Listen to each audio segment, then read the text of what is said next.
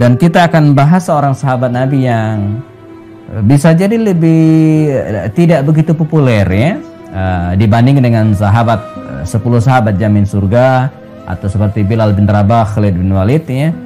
Tapi sosok ini penting dalam kehidupan Nabi karena beliau adalah menantu Rasulullah SAW, yang dikatakan dalam banyak sejarah itu menantu Rasulullah yang menjadi simbol cinta sejati ya dalam keluarga Rasul SAW. Tentu saja selain Khadijah dan keluarga Rasul yang lain, maksudnya istri-istri beliau.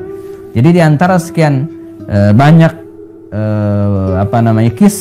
kisah-kisah romantisme dan cinta dalam keluarga ini ya, tercermin juga dalam kehidupan Abul As bin Rabi ini ya. Jadi nanti kita akan cerita bagaimana kondisi mereka itu dipisahkan oleh agama ya. Jadi putri Rasulullah Zainab ini muslimah ya, sementara suaminya tidak ya, tapi mereka tetap bersatu dalam bingkai pernikahan ya, dan waktu itu dibolehkan, nanti saya akan jelaskan. Kemudian mereka juga dipisahkan oleh jarak ya. Makkah, Abul As bin Rabi ini berada di Mekah, sementara Zainab ya sudah sempat hijrah ke Madinah Al-Munawwarah, tapi mereka tetap utuh ya, tidak terpisah gitu ya. Bahkan berkali-kali Abul As bin Rabi ini menjadi tawanan dan dibebaskan oleh Zainab dan ditebus gitu kan. Ada kisah tentang kalung ya, milik Khadijah yang diwariskan kepada Zainab.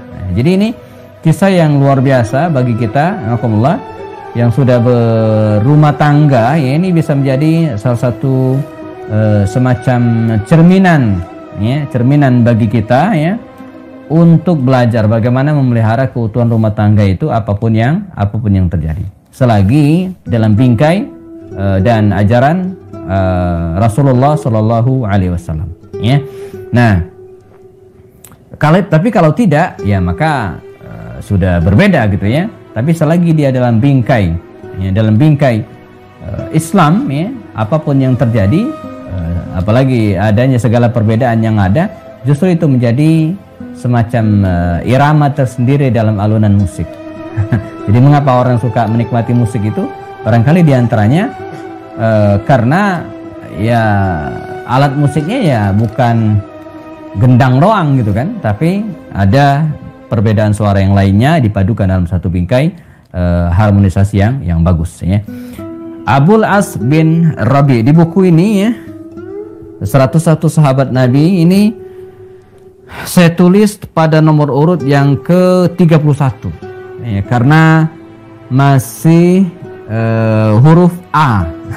Jadi buku ini saya buat ya, biografi 101 sahabat Nabi dan beberapa analisanya ya. Sebenarnya lebih dari 101 ya, karena ada 10 sahabat jamin surga, ada bab tersendiri. Jadi kalau totalin ada 111. Ada 111 sahabat Rasulullah SAW. Jadi kalau hari ini kita bahas yang ke-92, ini bukan jumlah sahabat Nabi sebenarnya, karena sebelumnya kita hampir 30 seri itu Sirah Nabawiyah, sejarah hidup Rasul. Jadi kalau dikurangi 92 dikurang 30 berarti baru 60-an.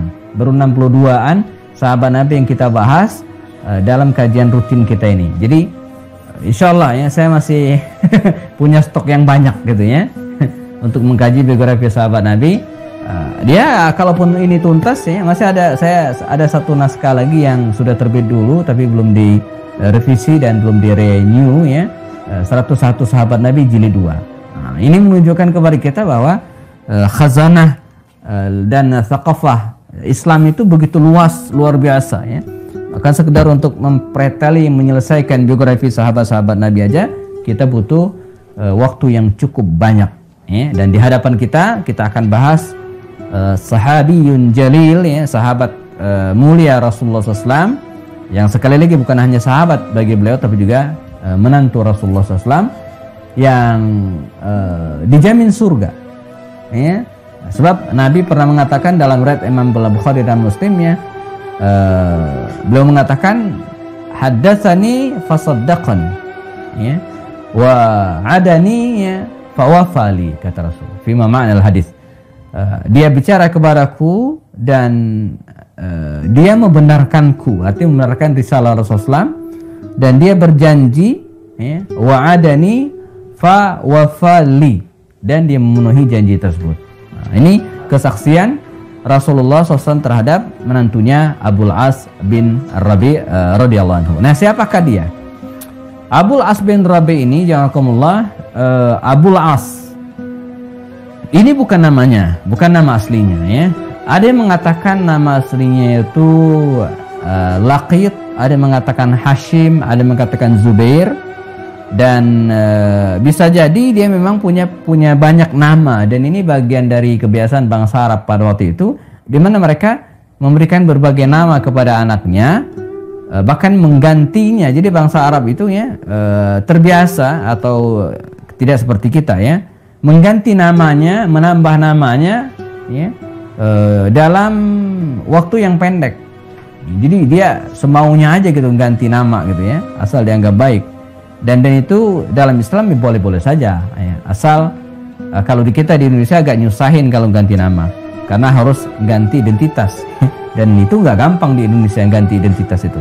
Benerin satu huruf saja di KTP, wah itu ribet. Nah, itu susah gitu, ya. Bukan hanya ganti nama, ya, ganti KTP yang tidak ganti identitas saja.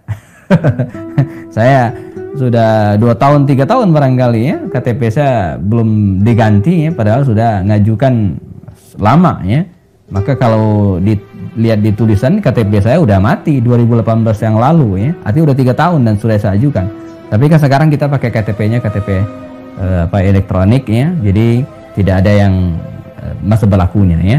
Tapi poinnya bangsa Arab waktu itu, ya, biasa mengganti nama, menambahnya, menambah gelarnya, ya. Sebagian seorang sahabat pernah datang kepada Rasulullah SAW dan namanya Huzan, ya, diganti oleh Rasul dengan Suhail. Huzan itu kan sedih, diganti dengan Suhail, mudah, ya. Nah, jadi yang pengen ganti nama boleh-boleh saja, ya. Bahkan di kita ada beberapa yang mengganti nama secara publish gitu kan, tapi tidak di KTP. Saya ingat ada Ustadz Abu Ridho, ya, itu sempat membingungkan beberapa wartawan sebab dia terkenal dengan Abu Ridho, tapi begitu dikasih kartu nama namanya Abdi Sumaiti. Ini Ustadz salah ngasih kartu nama, kenapa itu? Nah, Ustadz kan Abu Ridho, kenapa kita dikasih Abdi Sumaiti? Emang itu namanya aslinya itu, ya, Abu Ridho itu hanyalah panggilan. Nah, demikian Abul As bin Rabi ini, ya, Abu Al-As. Saya belum mendapatkan referensi kenapa dia namakan Abul As, Abu Al-As. Sebab sepengetahuan saya dia tidak punya nama, dia tidak punya anak namanya Al-As. Ya, dia tidak punya anak namanya Al-As, dia punya anak dengan Zainab itu, ya, Umamah dan Ali, hanya 2 itu. Nah, jadi yang lain entah mengapa dia dipanggil dengan Abul As. Walaupun ini tidak mengherankan karena bangsa Arab lagi-lagi waktu itu biasa dipanggil dengan nama yang bukan nama anaknya. Ya, misalnya Abu Hurairah, dia nggak pernah punya anak namanya Hurairah. Atau Abu Yahya untuk panggilan Suhaib Ar-Rumi, kita bahas pada pertemuan sebelumnya, dia nggak punya anak namanya Ar-Rumi. Atau Yahya, ya, Abu Bakar nggak punya anak namanya Bakar. Dirunut biografi Abu Bakar, dia nggak punya nama namanya Bakar. Nah, itu hanyalah julukan saja. Abul As bin Rabi ini kalau kita runut silsilahnya, dia berasal dari kabilah Bani Abdi Syams, ya, yang merupakan atau dari sinilah lahir keturunan Umayyah, Bani Umayyah, ya. Ini ayahnya. Jadi Rabi' bin Abdul Uzza itu ayahnya ini berasal dari kabilah Abdus Syams, satu kabilah dengan Utbah. Nah, ini juga menyangkal kalangan yang berpendapat bahwa antara klan Rasulullah dengan klan Bani Umayyah itu ada konflik pada masa jahiliyah. Ya, nggak ada, ya. Kalaupun ada konflik itu hanya persaingan saja, ya, artinya bukan konflik yang berkepanjangan yang sampai menyulut peperangan. Di masa jahiliyah kita belum ketemu riwayat adanya peperangan fisik antara Bani Umayyah dan Bani Hashim keluarga Rasul. Bahkan di antara Bani Umayyah itu ada Utsman bin Affan yang belakangan jadi menantu Rasulullah juga gitu, ya, menantu Rasulullah SAW. Nah, adapun belakangan misalnya ada Bani Abbasiyah dan Bani Umayyah, yaitu catatan yang terpisah, ya, tidak bisa digeneralkan.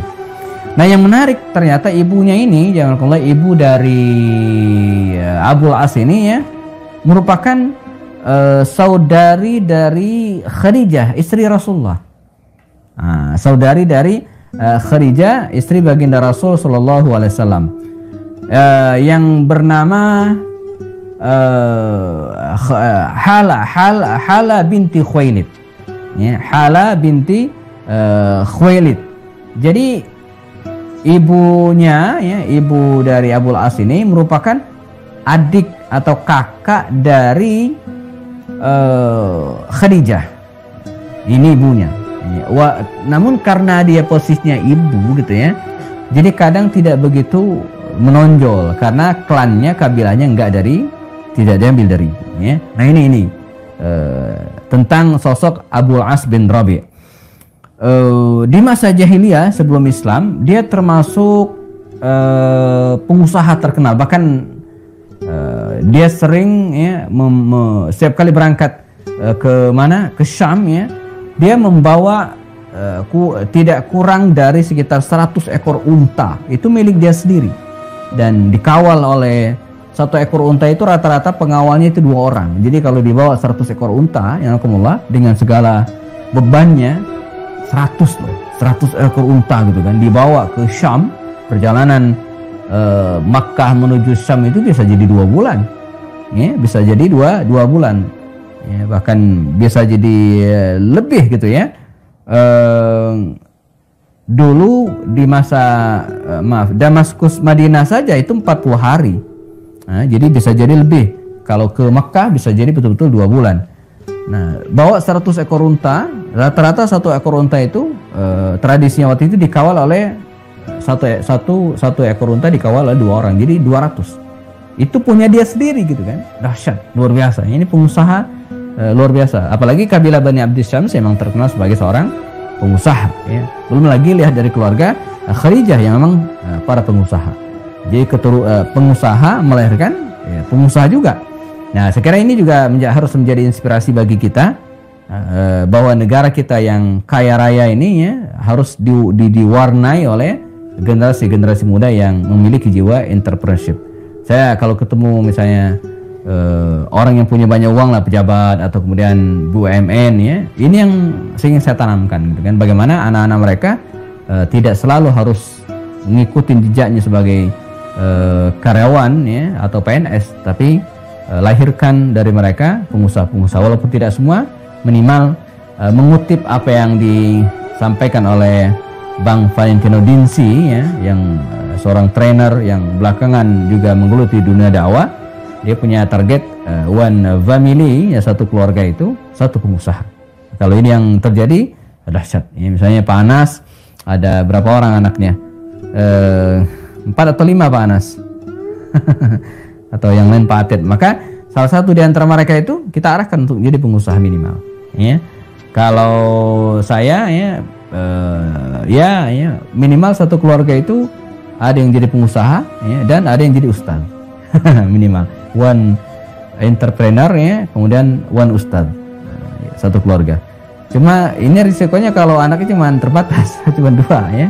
Makanya banyak sedikit, ya, minimal 5 lah, ya. Supaya bisa dibagi-bagi, ya. Oke. Hala binti Khuwailid ini saudara dari Khadijah tadi, anakumullah. Dia melihat kedekatan dengan Rasulullah, ya, Rasulullah tentu saja suami dari Khadijah. Dari pendekatan ini akhirnya dijodohkanlah, kira-kira demikian, ya, kedua orang ini. Jadi Hala ini dan Khadijah, ya, ini kan adik kakak.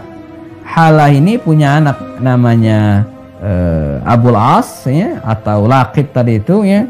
Kemudian Khadijah punya anak namanya Zainab, ya, putri Rasulullah, ya, dan dinikah. Jadi nikah dengan sepupu.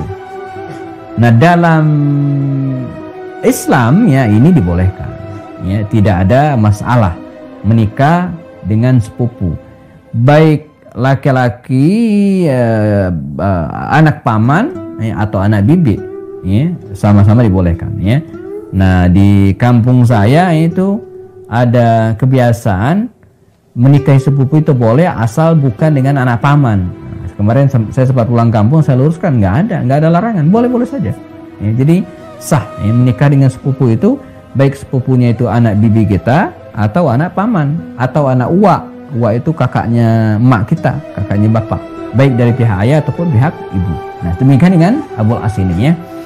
Nah, dari pernikahan yang mulia ini lahirlah dua orang anak yang catat sejarah, yaitu Ali ya, bin Abil As dan Umamah binti Abil As. Ali bin Abil As ini nggak begitu banyak sejarahnya ya, tapi Umamah ini panjang ceritanya ya. Dialah cucu Rasulullah yang sering mewarnai banyak hadis ya tentang bagaimana kedekatan Nabi dengan anak-anak. Nah, misalnya ditemukan dalam riwayat Nabi sedang sholat dan kemudian menggendong cucunya Umamah ini, Umamah binti Abil As ya, radhiyallahu anha ya. Dan belakangan Umamah ini juga jamaah menikah dengan Ali bin Abi Thalib selepas wafatnya Fatimah. Nah, jadi ketika Fatimah meninggal dunia, di antara wasiatnya agar Ali bin Abi Thalib menikah dengan Umamah binti Abil As yang merupakan keponakan Fatimah. Nah, jadi boleh kalau sudah meninggal. Tapi kalau belum, maka menikahi wanita dengan keponakannya dalam suatu waktu itu nggak boleh. Nah, tidak boleh menggabungkan antara seorang wanita dengan bibinya, seorang wanita dengan ponakannya dalam satu waktu. Sama dengan menikah adik kakak dalam satu waktu dia diperkenankan. Ada kisah tambahan ya, Khadijah itu dikisahkan nanti ada riwayat tersendiri ya. Perkawinan mereka ini berlangsung sebelum qabla nuzulil wahyi, sebelum turunnya wahyu, karena Zainab ini merupakan anak tertua Rasulullah SAW selepas kedua putra Nabi Qasim dan Abdullah meninggal. Jadi Zainab ini paling tua. Kan urutannya itu kan Zainab, Ruqayyah, Ummu Kulsum dan Fatimah. Zainab, Ruqayyah, Ummu Kulsum dan Fatimah. Jadi Zainab ini paling tua, anak Rasulullah yang wanita paling tua. Nah, jadi keduanya menikah. Ketika Nabi dapat wahyu, dalam surat Al-Alaq ya, Iqra bismi rabbikal ladzi khalaq, maka Nabi pun mulai mengajak, mendakwai orang-orang sekitarnya, wabil khusus keluarga beliau, keluarganya ya, mulai dari istri dan anak-anak serta mantu beliau Abul As bin Rabi'. Namun sayang ya, demikianlah namanya hidayah jamaah ya. Sedekat apapun seseorang dengan penyeru ya, dai atau bahkan para nabi, kalau hidayah belum menghampiri maka dia tidak akan mendapatkannya. Maka kita dianjurkan banyak berdoa itu ya. Rabbana la tuzigh qulubana ba'da idh hadaitana wa hab lana min ladunka rahmatan innaka antal wahhab. Ya Allah, jangan kau tergelincirkan ya, jangan kau gelincirkan hidayahin dari hati kami ya. Dia tidak mau masuk Islam, sementara Zainab masuk Islam ya. Zainab tetap dalam keislamannya, sementara suaminya tetap dalam kekafirannya, dan mereka pun hidup dalam satu rumah. Nah ya, waktu itu masih boleh pernikahan beda agama, itu boleh, sampai kemudian turunlah firman Allah Subhanahu wa taala belakangan dalam surat Al-Baqarah ya, ayat 221 ya, ayat 221, wala tankihul musyrikati hatta yu'minna, wala tankihu al musyrikat hatta yu'minna. Kata Allah SWT, janganlah kalian ya menikahi al musyrikat ya, orang-orang musyrik non muslim ya, hatta yu'minna, sampai mereka beriman. Nah ya, wala amatum mu'minatun khairum min musyrikatin walau a'jabatkum, dan sungguh amatun mu'minah, seorang budak yang mukminah yang beriman, lebih baik daripada seorang musyrikah, wanita musyrik, walau a'jabatkum, walaupun musyrikah itu cantik, kaya, pejabat dan menakjubkan. Nah, tetap tidak dibolehkan. Dipertegas lagi oleh Rasul ya, oleh Allah, wala tunkihul musyrikin, janganlah kalian menikahkan anak-anak putri kalian dengan musyrikin, non muslim gitu kan, hatta yu'minu, sampai mereka beriman. Nah, ini ayat yang menegaskan tentang larangan menikah dengan beda agama. Dan di Indonesia sepengetahuan saya sampai hari ini belum dicabut larangan itu. Undang-undang pernikahan tahun 74 yang mensyaratkan bahwa suami istri yang akan menikah atau calon pengantin itu harus satu agama. Sampai sekarang belum dicabut sepengetahuan saya. Ya, jadi apapun agamanya dia harus sama antara seorang suami dan istri. KUA atau kemudian pemerintah tidak akan pernah memberikan akte nikah kepada pasangan yang nikahnya beda agama. Nah, jadi kalau ada yang nikah beda agama berarti dia di bawah tangan atau mungkin nikah di luar negeri. Ya, dan itu tidak mendapat persetujuan dari pemerintah Indonesia. Ya. Ketika Allah Subhanahu Wa Taala memerintahkan kaum muslimin untuk hijrah, maka kaum muslimin hijrah beserta Rasulullah hijrah ke Madinah al-Munawwarah. Nah, sementara Zainab waktu itu belum bisa hijrah karena tidak dibolehkan oleh suaminya, oleh Abul As bin Rabi ini, dan berada di Mekah. Sampai terjadilah perang Badar, tahun kedua Hijriah di bulan Ramadan, kita paham, di mana kaum muslimin mendapatkan kemenangan yang gemilang dalam perang ini, dan di antara kegemilangan itu mereka berhasil membunuh 70 kafir Quraisy, tokoh-tokoh mereka, dan menawan, menjadikan tawanan 70 orang-orang Quraisy. Di antara yang menjadi tawanan itu adalah menantu Rasulullah ini. Dan ada juga paman dari Rasulullah, Abbas bin Abdul Muttalib. Maka di antara tawanan ini ada Abul As, mantu Rasulullah yang waktu itu masih kafir, ya. Dan oleh Nabi dan para sahabat disepakati, ya, bahwa tawanan ini boleh dibebaskan dengan syarat memberikan tebusan. Ya, maka Abul As bin Rabi segera mengirimkan utusan ke Mekah, ya, untuk menghubungi istrinya Zainab supaya menyiapkan sejumlah dana dikirimkan ke Madinah Rasulullah SAW, ya, untuk menebus dirinya. Nah, ini di sini kisah yang luar biasa. Maka Zainab pun yang berada di Mekah, ya, segera mengirimkan utusan uang tebusan, ya, dikirim ke Madinah dan diambil atau sampailah ke Rasulullah SAW. Begitu dibuka bungkusan ini, uang ini, alhamdulillah. Nah, waktu itu kan belum bisa pakai transfer. Kalau sekarang mungkin transfer, dulu kan nggak ada, ya, belum. Jadi uangnya gelondongan, cash gitu, ya, pakai kantong, ya. Demikian kalau kita lihat dalam buku-buku sejarah, ya. Dibawalah, begitu dibuka, alhamdulillah, isinya ya uang, ya, dinar, dirham, dan seterusnya. Nah, diantaranya ada juga kalung. Ya, mungkin uangnya nggak cukup, maka ditambah dengan kalung. Nabi kaget, kalung, ya. Ini mengingatkan Rasulullah kepada istrinya Khadijah yang sudah meninggal dunia, tentu saja. Itu adalah kalung Khadijah yang diberikan kepada anaknya Zainab. Oleh Zainab dikirimkan ke Madinah untuk uang tebusan. Kata Rasul SAW kepada para sahabat, jika kalian tidak keberatan, kata Rasul, ya, untuk melepaskan tawanan ini Abul As bin Rabi, dan kita persilakan dia kembali ke Mekah, dan hartanya uang tebusan ini diambil, kecuali kalung ini mohon dibalikan lagi ke Zainab. Para sahabat setuju, ya, mereka melepaskan Abul As bin Rabi dan mengembalikan kalung tersebut kepada Abul As bin Rabi. Nabi memberikan syarat, ya, kata Rasul, ya Abul As, kami akan melepaskan Anda dan kalung ini akan dikembalikan, tapi mohon Zainab Anda izinkan hijrah. Dan Abul As pun menyetujui dan berjanji. Maka ketika Abul As bin Rabi dilepaskan, tiba di Mekah Mukarramah, Nabi yang mengutus salah seorang sahabatnya namanya Zaid bin Harithah, ya, terkenal sekali, untuk menjemput Zainab ini ke Mekah. Tapi tidak langsung di Mekah, di suatu tempat lah begitu kira-kira, ya. Sebab khawatir kalau masuk ke Mekah Zainab ini tidak aman. Zaid ini tidak aman. Pergilah, ya, ke suatu tempat dekat Mekah, ya, dan tunggulah Zainab di tempat tersebut. Nanti akan ada yang nganterin, kata Rasul Shallallahu Alaihi Wasallam, ya. Dan maka pulanglah Abul As bin Rabi, dan di Mekah dia mempersilakan istri untuk berangkat.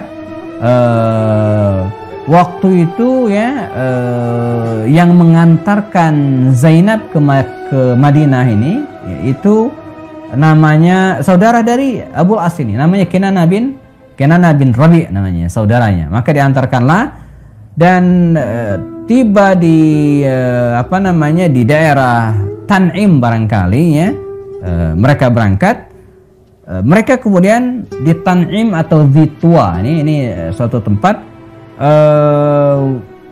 mereka orang-orang kafir Quraisy mengejar dan saat itu ya Zainab berada di atas untanya gitu kan.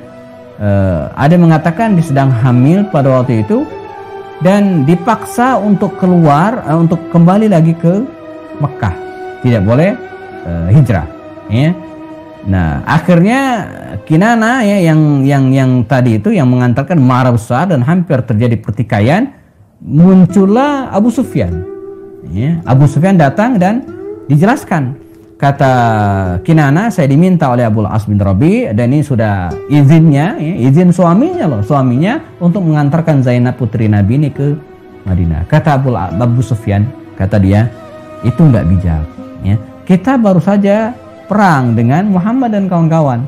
Nah ini kalau Anda antarkan begitu saja ya, terang-terangan begini rupa, siang bolong seperti ini, semua orang lihat, ini akan menghilangkan kehormatan kita ya, seolah-olah kita itu kalah banget. Ini bahasa politik dari Abu Sufyan. Terus bagaimana? Jadi jangan terang-terangan seperti ini, engkau pulang dulu lah ke Mekah ya, nanti cari situasi yang kira-kira sudah tenang atau mungkin malam hari ya, kondisi sudah agak reda ya, atau sembunyi-sembunyi baru kemudian kau antarkan. Dan itulah jalan tengahnya. Akhirnya mereka kembali ke Mekah. Sekian hari kemudian secara diam-diam, tidak terang-terangan ya, Zainab binti Rasulullah SAW diantarkan oleh Kinana dan ketemulah mereka dengan Zaid bin Haritha ya, di pinggiran kota Mekah dan bawalah ke Madinah Al-Munawwarah. Terpisahlah keduanya. Abul As bin Rabi berada di Mekah, sementara Zainab binti Rasulullah ada di Madinah Al-Munawwarah. Nah, beberapa tahun kemudian, seperti biasa, dan berbagai peristiwa terjadi ya, perang Uhud, Khandaq ya, sampai kemudian menjelang Fathu Makkah kalau tidak salah, Abul As bin Rabi ini keluar membawa dagangan ya, seperti biasa menuju ke Syam. Dia dipercaya sebagai orang yang amanah untuk menjaga barang dagangan bukan hanya miliknya tapi juga milik Quraisy ini ya. Dan ketika selesai berdagang, dia mendekati rombongan kafilah tersebut dan bertemu dengan pasukan Rasulullah. Ya. Jadi kepergok waktu itu masih ada permusuhan di antara kafir Quraisy dan pasukan Rasulullah ya, dan ditangkaplah Zainab ini lagi. Maaf, Abul As ini ditangkap lagi, dibawa ke Madinah Al-Munawwarah, bertemulah dengan Zainab. Nah, ya, jadi mereka ketemu lagi dan Zainab meminta kepada Rasulullah SAW dan kepada para sahabatnya untuk kembali membebaskan Abul As, dan oleh Nabi pun akhirnya dibebaskan kembali ya. Jadi dan tentu dengan perlakuan yang sangat baik. Sampai kemudian beberapa waktu kemudian kembali dia membawa barang dagangan dan ketangkap lagi 2 kali. Nah, pada kali yang kedua ini Rasulullah SAW ya, menawarkan Islam kepada Abul As bin Rabi radhiyallahu anhu ya. Dan ada riwayat mengatakan dia tidak langsung masuk Islam, tapi sempat kembali ke Mekah. Dalam perjalanan dia kembali lagi ke Madinah dan akhirnya dia memeluk Islam. Nah, dia masuk Islam dan bersamai baginda Rasulullah SAW dan istrinya tentu saja bergabunglah ya, mereka di Madinah Al-Munawwarah ya, hijrah ya, dan namun sayang ya, usia pernikahan mereka kemudian harus berhenti, terputus ya, dengan wafatnya Zainab. Kalau tidak salah sepulang dari perang Tabuk tahun ke-9 Hijriah, Zainab meninggal dunia. Dan yang luar biasa menarik, begitu Zainab meninggal dunia, dia tidak langsung menikah ya. Dia tidak langsung menikah dan tetap mempertahankan kedudaannya ya. Ini merupakan salah satu bentuk ya, kasih sayang dan kecintaannya terhadap putri Rasulullah SAW. Allah Subhanahu wa Ta'ala memberikan usia yang tidak begitu lanjut sebenarnya, karena dia meninggal di tahun ke-12 Hijriah setelah wafatnya Rasulullah SAW di masa pemerintahan Abu Bakar As-Siddiq radhiyallahu anhu. Jadi dia, Abul As bin Rabi ini hanya menikahi satu orang wanita saja, yaitu Zainab putri Rasul Shallallahu Alaihi Wasallam ya, dan tidak ada yang lain. Dan mereka dikaruniai 2 orang anak, Umamah binti Abil As atau binti Abil As dan Ali bin Abil As radhiyallahu anhu. Jadi dia meninggal di masa pemerintahan Abu Bakar Siddiq. Rasul ya SAW pernah bersabda tentang sosok ini seperti disampaikan pada awal tadi itu, haddatsani fasaddaqani. Dia bicara kepadaku, kata Rasul, dan dia membenarkanku masuk Islam. Wa wa'adani, dan dia pun berjanji kepadaku, ya, fa'fali, dan memenuhi janji. Di antara janjinya apa? Dia pernah berjanji akan mengirimkan, ya, mempersilahkan Zainab untuk hijrah, dan itu ditepati oleh beliau. Nah, ini sekelumit ya kisah dari seorang sahabat Nabi yang bukan hanya sahabat biasa, tapi sahabat luar biasa yang harus kita teladani bagaimana dia bisa memelihara kecintaannya terhadap istrinya walaupun mereka terpisah oleh agama pada awalnya, terpisah oleh jarak, pada akhirnya mereka dipertemukan oleh Allah Subhanahu wa taala di Madinah Al-Munawwarah dengan lika-liku yang luar biasa. Sempat jadi tawanan, dibebaskan, tawan lagi, dimerdekakan, dibebaskan lagi, dan akhirnya dia memeluk Islam. Dan ada riwayat mengatakan dia sengaja ketika ditawan untuk yang kedua kalinya sebenarnya sudah tertarik untuk masuk Islam, tapi dia tidak ingin masuk Islam dalam kondisi tawanan karena menurutnya khawatir itu akan menjadi fitnah, seolah-olah dia terpaksa masuk Islam karena pengen bebas. Dia sengaja tidak masuk Islam, dia dibebaskan dulu, dia dalam keadaan free, bebas. Setelah itu dia kembali lagi ke Madinah untuk memeluk Islam. Makanya sebagai penutup sebelum kita diskusi tanya jawab, kalau kita bicara tentang Islam, jika dipelajari dengan objektif apa adanya secara ilmiah, jangan tendensius, insya Allah ya, Anda akan menemukan kebenaran. Saya dapat informasi dari ya temannya yang lama di Tokyo ya, dan sekarang sudah kembali ke Indonesia. Di Tokyo itu rata-rata sebulan itu ada 3 atau 4 orang masuk Islam. Ya, ada 4, artinya seminggu sekali yang masuk Islam. Itu selalu ada. Setiap minggu ya, setiap Jumat ada yang masuk Islam. Nah, yang menarik adalah mereka itu masuk Islam setelah bertahun-tahun pelajar Islam. Ada yang 5 tahun pelajar Islam baru masuk Islam. Ada yang 3 tahun, ada yang setahun ya. Jadi enggak pelajar sekarang. Jadi mereka berusaha untuk menerima Islam itu dengan logikanya yang betul-betul clear. Jadi bukan karena terpaksa, bukan karena nggak enak. Jadi aslamu biuqulihim, masuk Islam dengan akalnya. Sama seperti Khalid ketika masuk Islam di Madinah Al-Munawwarah, dipeluk oleh Umar bin Khattab dan kemudian mengatakan apa? Ma aslama Khalidun illa biaqli. Tidaklah Khalid ini masuk Islam kecuali dengan akalnya. Abul As bin Rabi juga demikian ya. Hidayah menghampirinya setelah lika-liku perjalanan hidupnya luar biasa antara dirinya dengan Zainab putri Rasul SAW. Baik, ini yang disampaikan Pak Anas ya, tentang sosok sahabat Rasulullah yang juga merupakan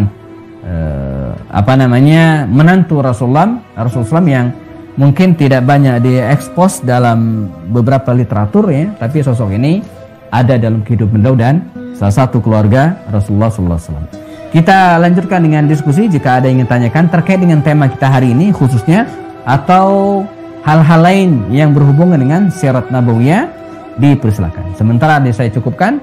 Assalamualaikum warahmatullahi taala wabarakatuh. Waalaikumsalam warahmatullahi wabarakatuh. Alhamdulillah kita sudah mendapatkan banyak penjelasan dan juga ilmu dari Ustaz Didi. Sudah ada beberapa pertanyaan Ustaz, tapi yang menjadi catatan terakhir tadi di hadis Rasulullah yang menyatakan bahwa dia juga membenarkan dan dia menepati janji, itu luar biasa. Dua poin yang sangat perlu kita renungkan gitu. Menepati janji, ya, membenarkan kebenaran yang memang benar, yang barangkali hari ini kita agak susah orang berani mengatakan yang benar. Baik, kita lanjutkan dengan pertanyaan ini. Kita mulai dulu dengan pertanyaan yang berkaitan dengan kisah hari ini. Ini ada pertanyaan Ustadz mungkin dari YouTube ini. Izin bertanya Ustadz, berarti Zainab ketika menikah dengan Abul As bin Rabi, Abul Asnya masih kafir. Bagaimana status pernikahan mereka tersebut? Oke. Langsung saya berikan komentar Pak Anas ya. Ya, jadi betul. Jadi bukan hanya masih kafir, tapi belum turun wahyu. Nah, jadi wahyu waktu itu belum turun, sehingga semua pernikahan ya termasuk Rasulullah gitu kan, belum ada syariatnya karena belum turun. Karena Nabi menikah pada usia 25 tahun, sementara beliau menjadi nabi pada usia 40 tahun. Nah, jadi mereka masuk Islam, mereka menikahnya qabla nuzulil wahyi. Jadi tidak bisa disebut kafir karena emang belum turun syariatnya. Nah, mereka yang sudah menikah sebelumnya, begitu wahyu turun, itu tidak disuruh nikah ulang, sudah sah. Ya. Dan dulu bangsa Arab, kalau kita lihat secara sosial, ya, kehidupan mereka pada waktu itu atau ketika mereka menikah emang banyak macamnya, banyak macam karena belum ada syariat. Dan diantaranya ada yang menikahkan dirinya sendiri, ada yang dinikahkan oleh orang tua mereka, ya, ayah mereka atau paman mereka, ya. Nah, diantaranya juga yang dinikahkan oleh ayah mereka, seperti Khadijah itu dinikahkan oleh ayahnya, yaitu Khuwailid. Walaupun ada banyak kisah awalnya ayahnya tidak setuju. Nah, Zainab juga demikian, dinikahkan oleh ayahnya Rasulullah SAW, walaupun belum Islam, tapi itu sudah menjadi tradisi bangsa Arab Quraisy pada itu. Jadi memang sudah ada, ya. Walaupun belum fix, masih ada puluhan jenis pernikahan pada waktu itu, ya. Nah, begitu Islam datang, metode dan cara akad pernikahan ini dijelaskan bahwa syaratnya ada rukunnya, ya, atau ada rukun nikah, ada pasangan suami istri, ada wali, ada saksi, dan ada akadnya. Ini 4 rukun nikah ini dalam Islam. Tapi sebelumnya yang nggak ada. Mahar ada mahar. Tapi bahwa yang menikahkan itu tidak mesti ayah, tapi biasa siapa saja. Bahkan ada pendapat mengatakan bagi orang yang misalnya sudah janda, dia bisa menikah dengan siapapun tanpa harus izin walinya. Tapi dalam Islam kan tidak.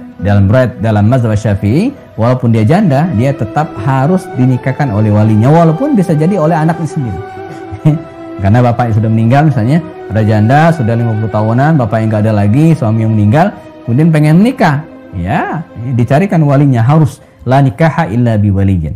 Nah, jadi tidak bisa disebut kafir karena yang belum turun syariat Islam. Sama seperti Rasulullah menikah dengan Khadijah qabla al-nuzul wahyi, sebelum turunnya wahyu. Alhamdulillah. Jadi tidak berlaku untuk keadaan hari ini. Iya. Karena hari ini kita sudah ada syariat, ya. Jadi betul. Artinya pernikahan berbeda agama itu memang tidak berlaku untuk kita, ya. Saat ini. Dulu masih dibolehkan di awal-awal. Ya, karena syariat itu kan turun secara bertahap. Al-Quran juga turun kepada Rasulullah SAW tidak blok 30 juz, tapi bertahap. Sama seperti minuman keras. Pengharaman minuman keras itu kan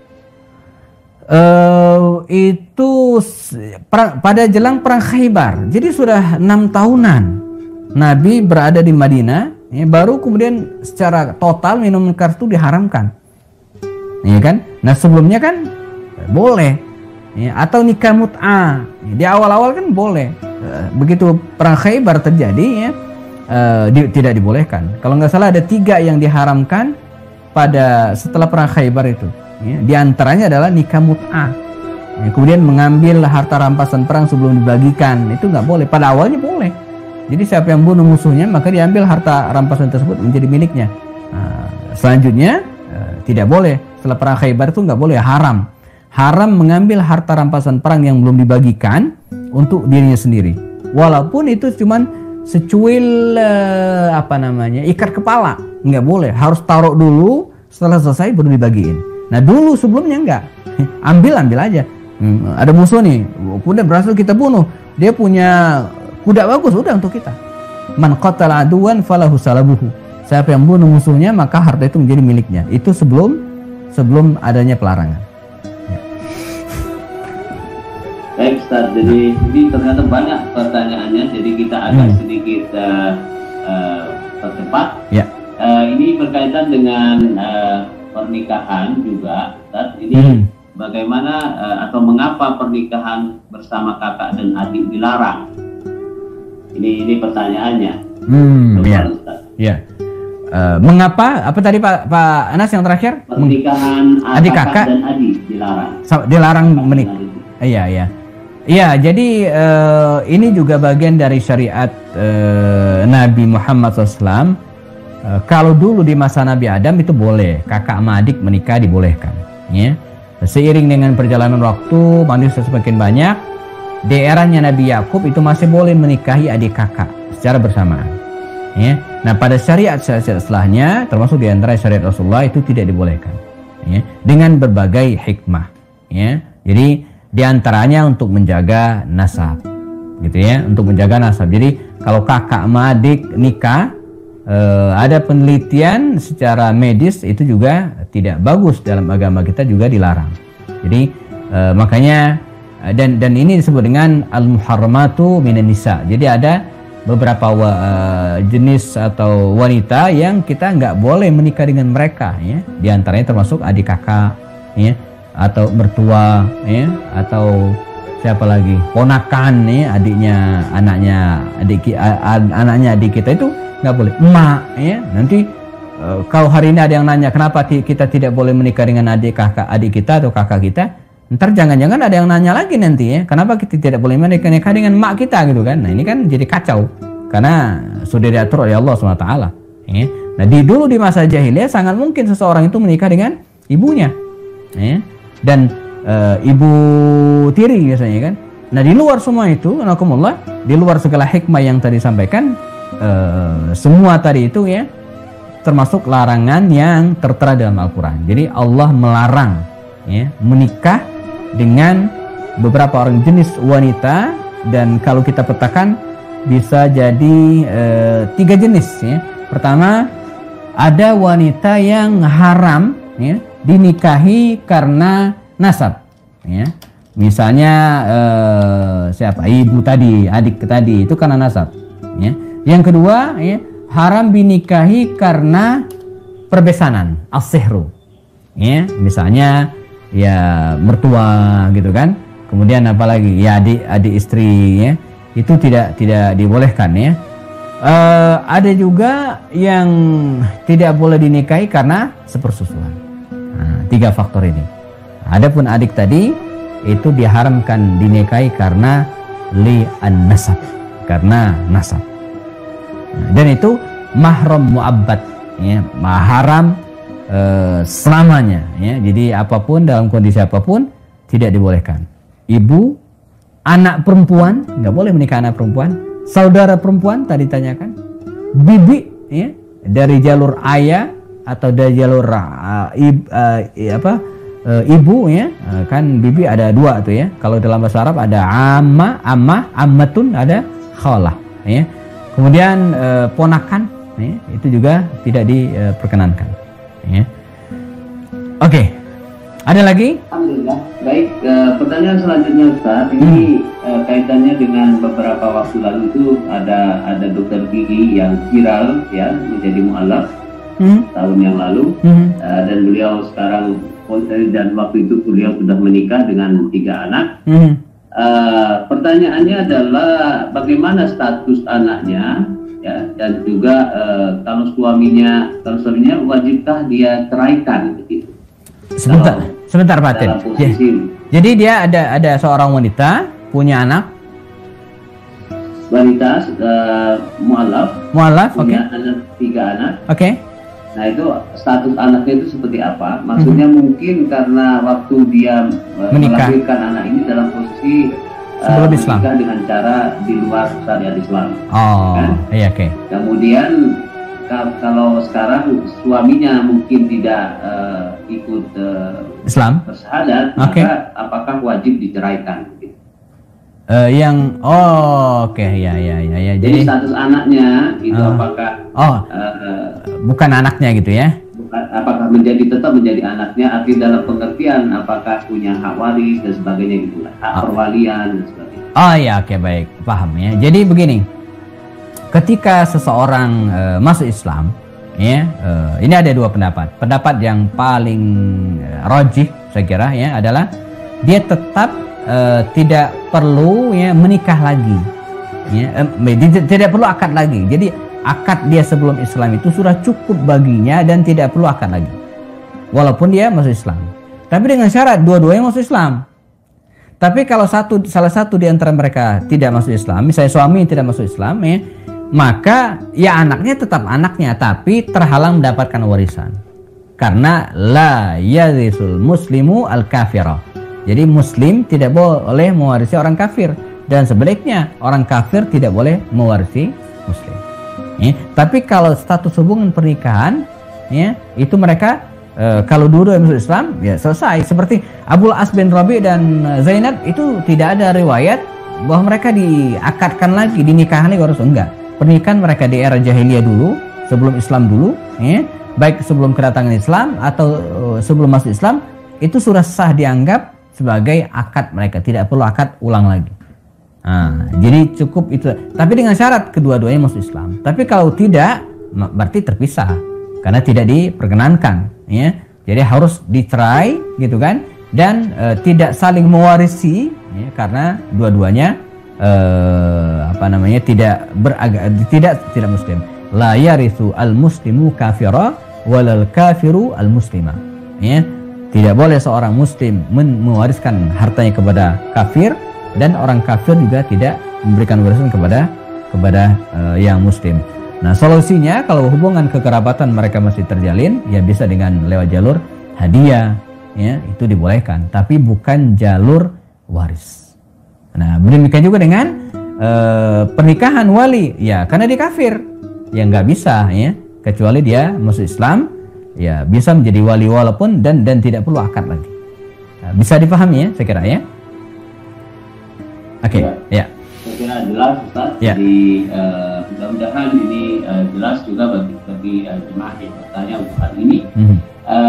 Ini pertanyaan selanjutnya, insya Allah ini pertanyaan yang terakhir. Ya, ini berkaitan dengan dakwah di luar negara. Ya. Dakwah kita di luar negara. Tadi Ustaz jelaskan bahwa di Jepang itu mendapatkan 4 atau 3 sampai 4 per bulan mu'alaf. Yang pertama, apakah memang sana secara aktif banyak pendakwah yang melakukan dakwah Islam di sana? Yeah. Dan pertanyaan berikutnya, mana yang lebih lebih afdol, dakwah di dalam negeri atau di luar negeri? Yeah. Maksudnya di luar negara. Yeah. Jadi mana yang lebih afdol? Ya. Pertama, fenomena di beberapa negara, ya. Jadi ada banyak faktor, ya, mengapa, ya, beberapa negara, baik negara Eropa ataupun yang lainnya, banyak yang masuk Islam, ya. Nah, faktor terbesarnya adalah kesadaran mereka sendiri. Jadi mereka kan ketika sebuah negara sudah memiliki kemapanan baik status sosial ataupun status ekonomi, maka nggak ada lagi yang dipikirin gitu kan. Jadi dia sama seperti negara Melbourne misalnya, itu mereka yang sudah mapan itu mereka mau ngapain lagi gitu, ya. Jadi secara spiritual ujung-ujungnya dia memerlukan kebutuhan spiritualitas, ya. Dia perlu berdoa, dia merenung, ya. Nah, dari renungan dan pencarian tersebut banyak yang mengemudi Islam. Maka biasanya mereka nggak instan, tapi prosesnya lama.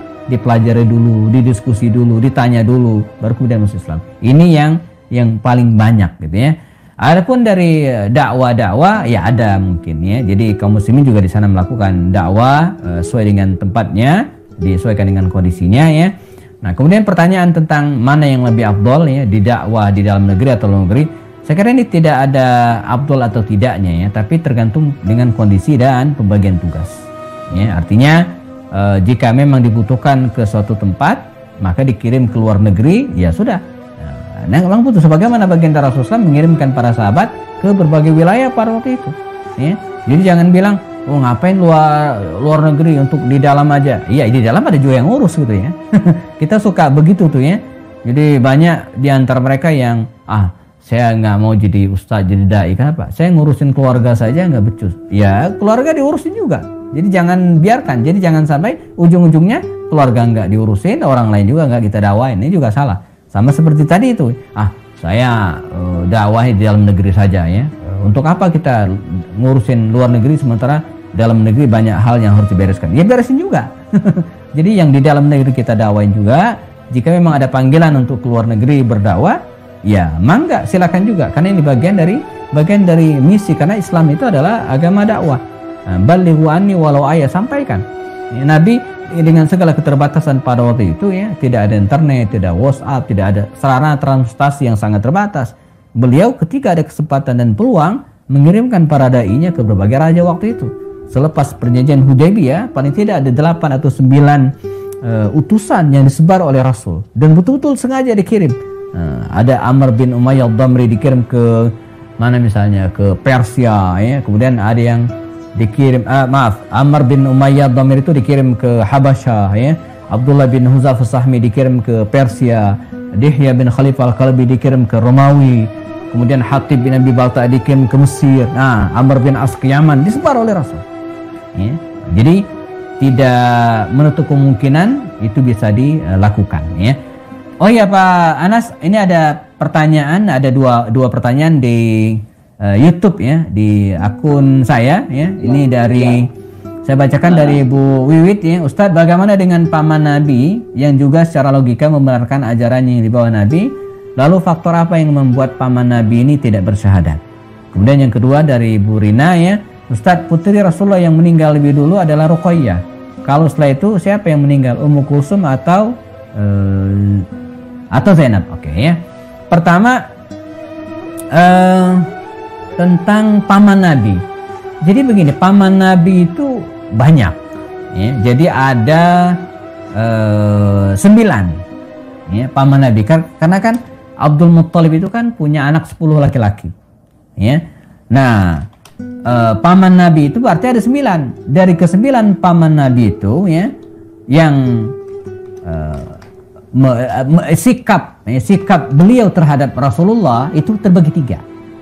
Oke, jadi sikap paman-paman Nabi itu terbagi 3. Pertama, ada yang mendukung dakwah beliau ya, tetapi tidak masuk Islam ya. Nah, jadi mendukung dakwah Nabi tidak masuk Islam. Siapa? Misalnya Abu Talib, itu kan mendukung full tapi nggak masuk Islam, tidak masuk Islam. Yang kedua, ada paman Nabi yang mendukung dakwah beliau tapi telat masuk Islam. Masuk Islam cuman ragu-ragu, tidak langsung. Nah, siapa misalnya Abbas ya. Al-Abbas bin Abdul Muttalib itu mendukung dari awal, mendukung setia dakwah Nabi ya, tetapi dia tidak masuk Islam, tidak langsung ya, belakangan masuk Islam ya. Yang ketiga, ada yang mendukung dakwah Nabi dan masuk Islam sejak awal, Hamzah Hamzah bin Abdul Muttalib. Nah terakhir ya, ternyata ada yang keempat, satu lagi apa, ada yang tidak mendukung dakwah Nabi dan tidak juga masuk Islam. Nah itu adalah Abu Lahab. Nah, jadi kalau ditanya paman Nabi yang mana? Ya, paman Nabi yang mana yang dimaksud?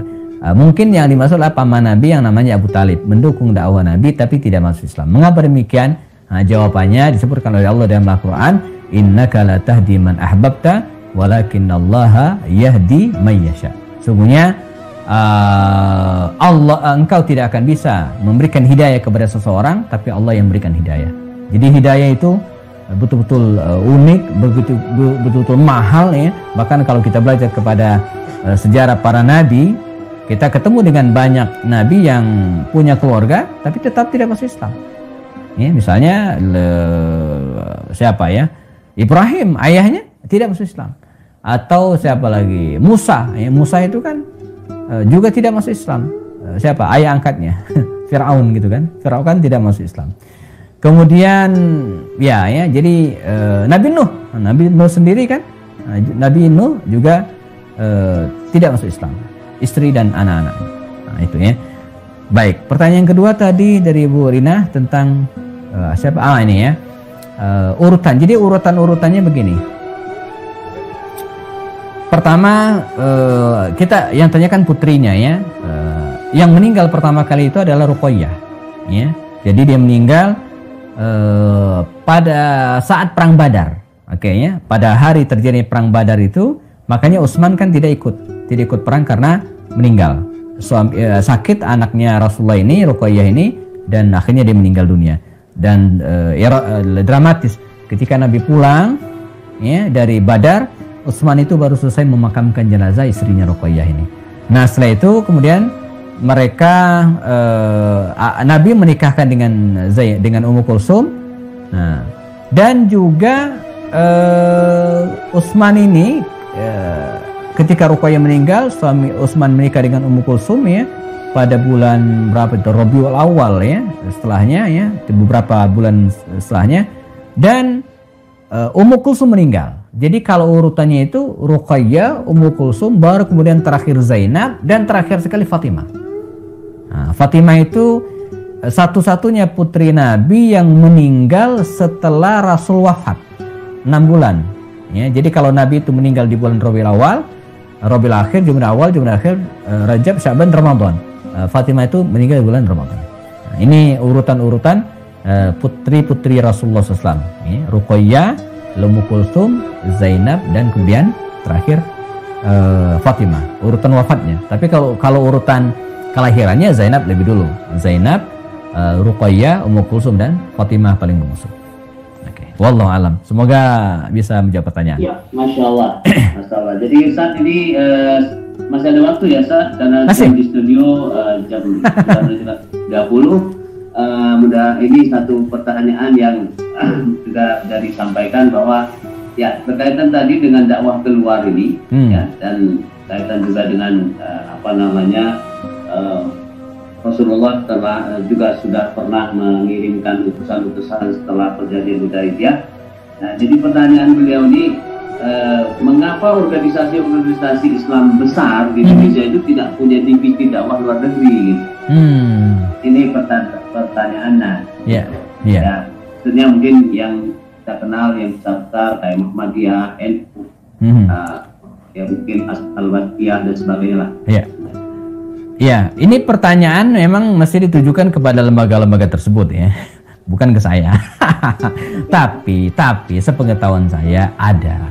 Ya, saya pergi ke Melbourne itu ada organisasi NU, ada. Ya, saya ketemu, taunya mengapa? Karena pas mau tarawih. Nah, jadi kan kita biasanya tarawih 8 rakaat. Ini tarawih 8 jadi 20 rakaat. Kenapa? Yang imam NU katanya. Jadi di Melbourne itu ada NU, organisasi NU ya. Kemudian Dewan Dakwah Islamnya itu dulu sangat gencar sekali mengirimkan dai-dainya ke berbagai kota. Mungkin eksposnya saja yang kurang. Ya, jadi eksposnya. Dan Muhammadiyah saya yakin juga ada perwakilan-perwakilan mereka ya. Kemudian dari aspek mungkin partai yang saya tahu, misalnya PKS, itu ada perwakilan mereka di luar negeri dan melakukan aktivitas dakwah juga. Nah, tinggal mungkin eksposnya saja mungkin ya. Saya yakin beberapa lembaga tersebut paling tidak dia punya perwakilan di beberapa daerah. Ya. Mesir itu Muhammadiyah ada. Ya. Makanya teman-teman alumni Mesir itu begitu pulang mereka tetap dengan ke Muhammadiyahannya gitu kan, karena emang di sana mereka buka cabang Muhammadiyah cabang Mesir. Jadi bukan tidak ada, tapi mungkin eksposnya yang tidak sampai ke kita ya, kita belum tahu ya. Tapi yang jelas mereka punya paling tidak cabang ya, cabang Muhammadiyah, cabang NU, mungkin cabang Dewan Dakwah atau Al-Wasliyah atau yang lainnya, itu ada ya, di beberapa negara, bukan tidak ada. Itu yang saya pahami. Alhamdulillah. Jadi ini di akhir-akhir ini luar biasa seru. Ya, jadi beberapa poin yang barangkali bisa kita ambil pelajaran pagi ini. Pertama berkaitan dengan bahwa hidayah itu adalah mahal dan juga hak prerogatif Allah Taala. Dan kita hanya mendakwahi dan memberikan penjelasan dan pemahaman. Tapi kembali hidayah adalah milik Allah Taala. Kemudian yang kedua, kita belajar juga bagaimana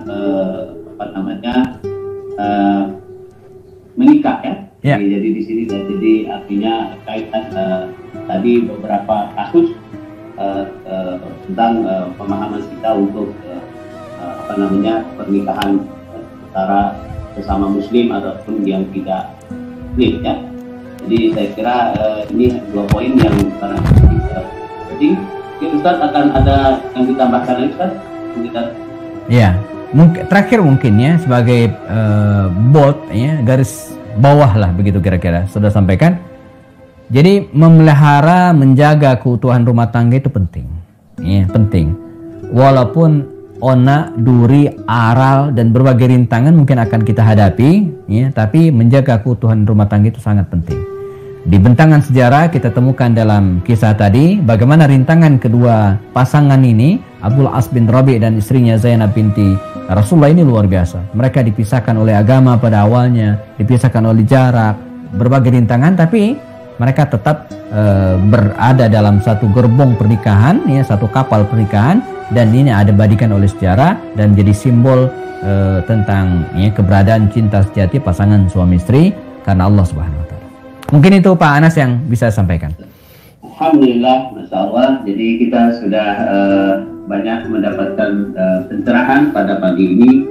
Ya, insya Allah ini akan menambah keistiqomahan kita, menambah pemahaman kita untuk menjalankan syariat Islam ini secara benar pada sisa kehidupan kita sekarang.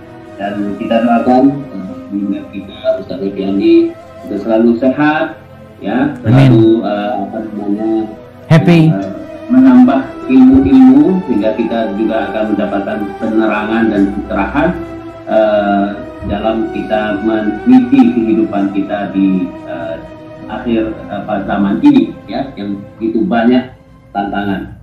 Dan saya kira untuk menyempurnakan kita punya yang hari ini, mari kita sama-sama membaca majlis. Subhanakallahumma wa bihamdika asyhadu an la ilaha illa anta. Dan lebih dan kurang kepada maaf kita mengucapkan dan kita lanjutkan kajian kita di pekan. Sekian, bila intafi wal hidayah. Assalamualaikum warahmatullahi wabarakatuh. Waalaikumsalam warahmatullahi wabarakatuh. Sama-sama. Saya langsung undur diri dari Zoom. Ya, Assalamualaikum.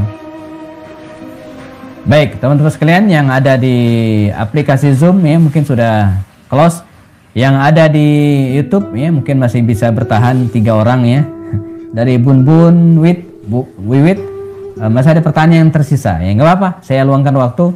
Ustadz mau nanya lagi, kalau dikatakan dalam Islam boleh antar sepupu menikah, namun dulu saya pernah dapat pengetahuan bahwa jika menikah dengan sepupu dekat, keturunannya nanti akan cacat. Mohon penjelasannya. Ya, ini mungkin dari kajian dari aspek medis barangkali, ya. Ada semacam mungkin penyakit atau apa yang akan muncul kalau menikah dengan sepupu. Tapi ini tidak selalu, ya, tidak selalu. Di lapangan demikian kira-kira itu kita temukan banyak yang menikah, termasuk keluarga saya sendiri ada yang menikah dengan sepupunya, ya. Uwak saya itu menikah dengan sepupunya kandung, ya, langsung, ya, dan sampai akhir hayat dan nggak ada masalah, ya. Jadi mungkin ada tapi tidak pasti, ya. Tidak nggak 100%, ya. Mungkin kalaupun ada, ya, sifatnya kasustik, ya. Mungkin yang bisa menjawab ini ahli medis mungkin, ya. Jadi mungkin nanti kita bisa cari ahli medis yang bisa menjelaskan, ya, tentang hukum atau risiko kesehatan ketika menikah dengan sepupu, ya. Kalau kita searching internet, ya, nah ini ada misalnya risiko kesehatan menikah dengan sepupu yang perlu dipertimbangkan, ya. Di sini disebutkan misalnya cacat lahir, meski dalam keluarga tidak ada kelainan genetik, menikah dengan sepupu dapat meningkatkan risiko melahirkan bayi dengan cacat bawaan. Risiko melahirkan dengan cacat bawaan pada pasangan sepupu lebih tinggi 2% atau 2-3% jika dibandingkan dengan menikah tanpa adanya ikatan. Kemudian yang lain katanya ada gangguan mental, ya. Tapi ini pandangan medis yang mungkin harus dibuktikan lagi. Tapi kalau kita bicara tentang hukum syariat, gitu kan, dalam Islam, ya nggak ada masalah, sah-sah saja. Nah, jadi babnya lagi-lagi mohon maaf boleh, ya, judulnya itu boleh.